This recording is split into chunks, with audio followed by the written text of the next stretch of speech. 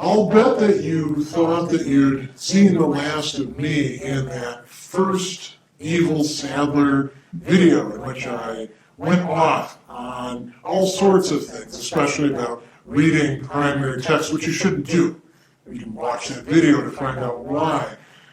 It's Thanksgiving, and the cracks open up, and I can jump out and talk at you, tell you the things that other guy isn't going to lay out for you.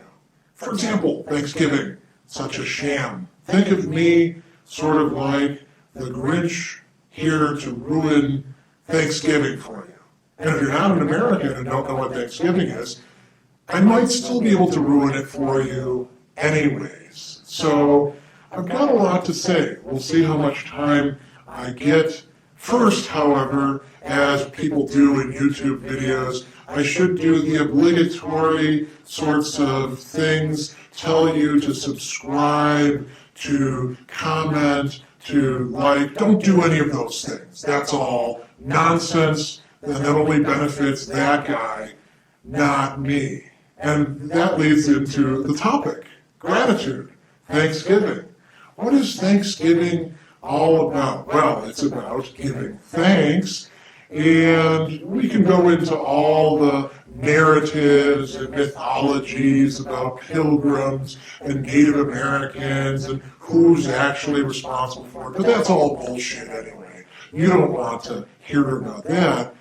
What you want to hear about is gratitude and why you shouldn't be showing any of it or talking about it, especially that stupid game that people go around the table, each of us should say something that we're thankful for. The next time they ask you to do that, you say, I'm thankful that I'm not going to say anything. Sort of like when people are asked about what they're going to give up for Lent, and they say, I'm giving up something. Go meta. Always go meta is the way. That makes you look sophisticated and ironic, and you don't have to commit to it either. You can say you were just doing a joke after you tick everybody else at the table off or irritate them. They're already probably stressed out enough from traveling and having to be with people that they don't spend all that much time with and worry this time about politics and what they can say and what they can't say and code words and things like that. So you just go ahead and add to that and then sit back and watch the fireworks go off. Or if you've got a well-adjusted family, you might have to poke a bit more, right? Poke at them, find things. Everybody's got some limits, some breaking points, and it doesn't matter. You don't have to be the kid home from college who's naturally going to be a pain in the ass. Be that old crazy aunt or uncle, or whatever equivalent you want to be, who disrupts everything and says the inappropriate things.